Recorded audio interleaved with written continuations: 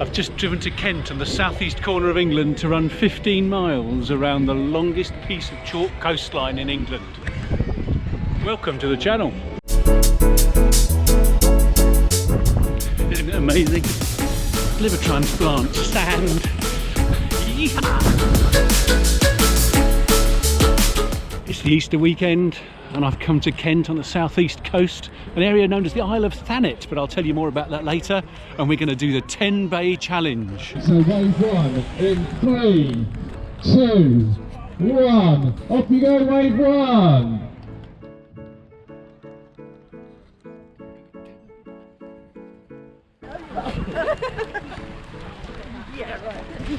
So we're starting on the beach at Margate.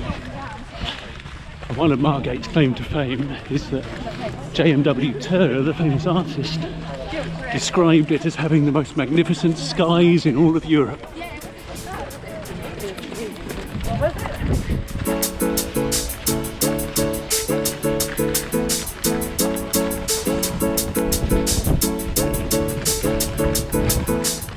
So we started off in the bay, in Margate, or Margate Bay.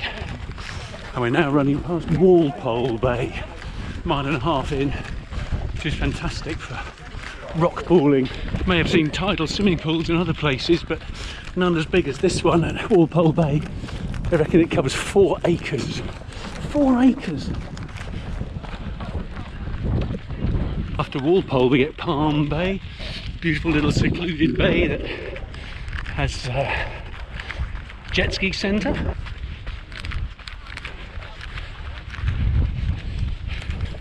Quite a lot of smuggling in these parts back in the old days, and we might be lucky enough to see some caves in the cliffs later on. Let's just go back to 2.5 miles.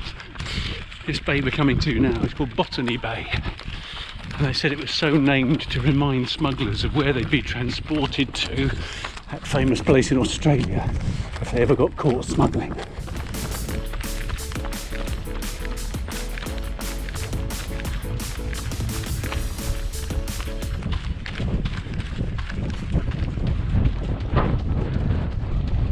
It's quite hard running on this sand, but we're about to have to scramble up the cliff. Just left at the top. Cool. That was a tricky section. How much of it is on the beach? Oh, bless you, thank you. Thank you.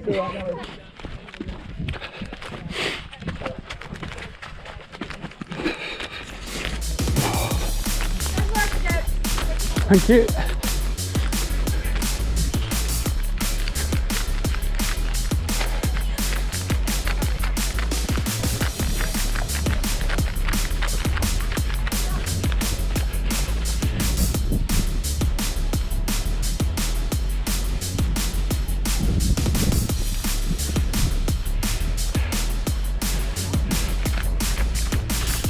So this bay is called Kingsgate Bay. It used to be known as St Bartholomew's Bay until King Charles II, not ours, but the other one, back in 1648 or something, landed here and decided it should be renamed in honour of him.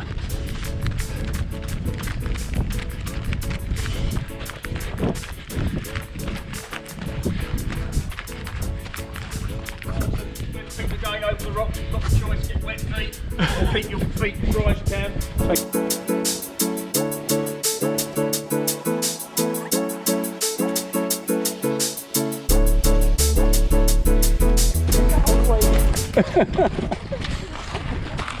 Wow, this isn't what I expected. It's not Margate, was it?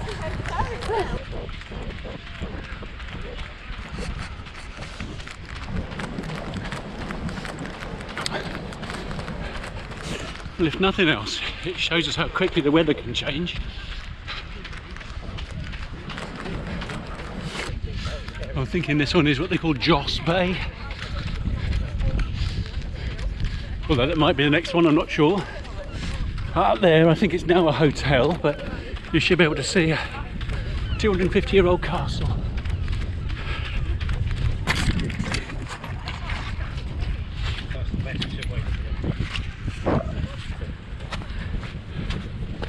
But the other way that goes is perfect work.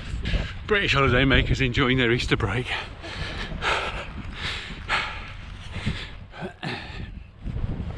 So that's Joss Bay behind us, just over 4 miles. Still got more than 10 to go. Crumbs. We got to the top of this hill, we're a little bit inland now, only a few hundred metres, but there you can see the North Foreland Lighthouse. It was the last manned lighthouse in Britain, officially converted to being unmanned, thank you, in 1998. So now we're down into the lovely Stone Bay. Again, you can't see much of it, but it's a beautiful little sandy beach. I was just thinking, if the last bay was Joss Bay and this one is Stone Bay, whether the singer Joss Stone came from these parts. And if you picked that name from another part of the map, she might have been called Botany Kingsgate. So that was Stone Bay. And this heralds the start of Broadstairs. And you wouldn't know it. And this is Viking Bay, a magnificent sweep of golden sands. I'm sorry, but you'll just have to take my word for it. Yep, the wonderful seaside town of Broadstairs is up there somewhere. And this 250 metres of golden sand is why Broadstairs was the holiday destination of choice for dear old Charles Dickens. I'm hoping we're on the right track, I'm just following the runners in front. In contrast to the great wide sweeping Viking Bay with the sand, we've just been through Louisa Bay, which is a small intimate bay, perfect for rock pooling. But in all this sea fog or sea mist, I missed it. And we're now just heading to what they call Dumpton Bay, which is the end of Broadstairs and the beginning of Ramsgate, and that should be getting close to the turnaround point.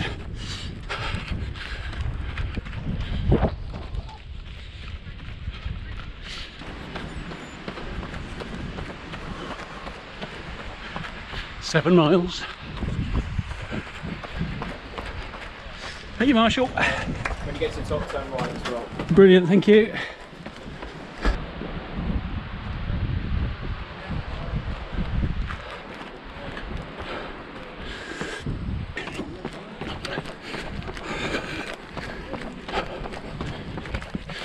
Thanks, Marshals.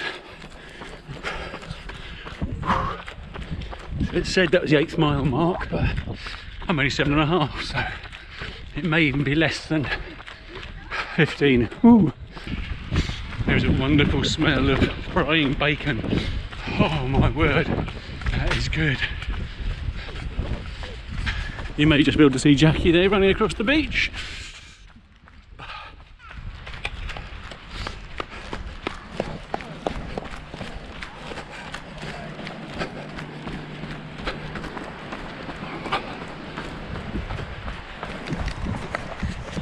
So now we're turning back.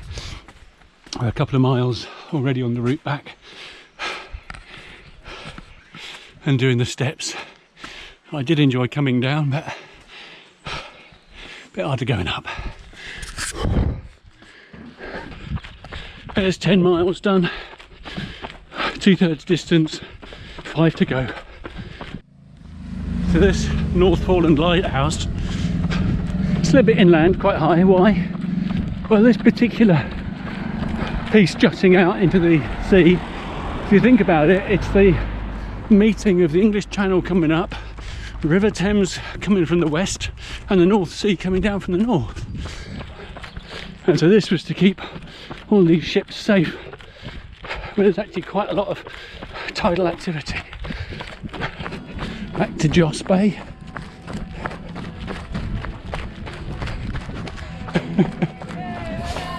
Are we just sticking to the beach now? So yeah, back on some really soft sand here. So we're going to head down to try and find the firm sand at the water's edge.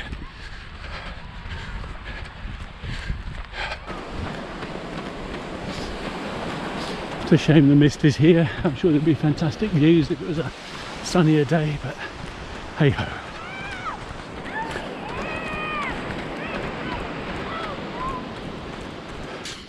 while I'm stumbling across these horrible flints, I'll tell you more about this place being called the Isle of Thanet. And it's clearly not an island, is it? We've seen the map.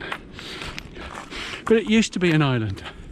Back in Roman times, there was a river, which is now the River Stour, that goes from Sandwich inland and meets up with another river that was called the Wensum Channel, which comes out on the north of Kent at Reculver. And that used to be a 600-metre wide channel. That's as wide as the Thames is at the Dartford crossing that I came over on the way here. And it was a major shipping route in Roman times. So gradually though, for whatever reason, it became more and more silted up. And it actually stopped completely in the Middle Ages. So there'll be now houses, farms, roads, entire communities built on what was an important sailing route for Roman ships. That's quite some thought, isn't it?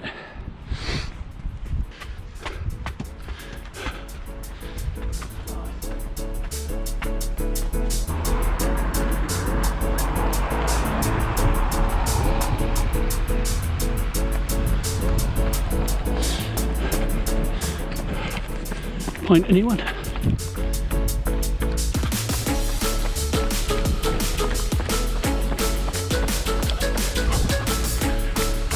Just over 12, and there was me thinking we're going to have a nice run back on the path.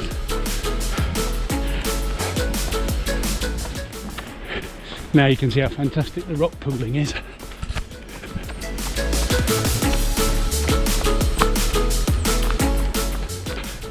That's half marathon done, less than 2 to go, but we're now struggling onto sand again. Whew.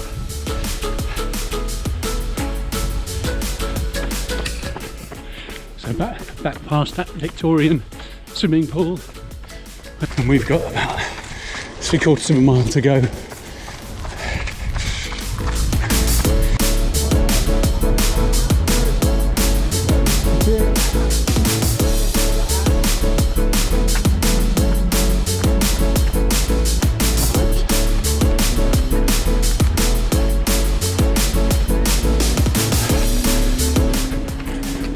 Running.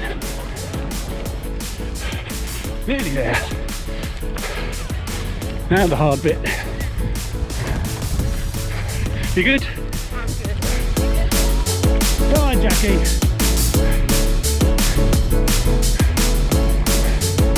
Come on then, we got it. Which is how he's filmed the whole way. He's going to have lots of pictures of fog from the far end on that. It's the finish. Here we go, he's made it to the finish with his running companion there. That's Julian Berry and Jackie Hart. There we go, all done, 15 miles. And it clearly proves that the sun shines on Margate. If you're coming for Easter weekend to the Isle of Thanet, don't bother with Broadstairs, it's under fog.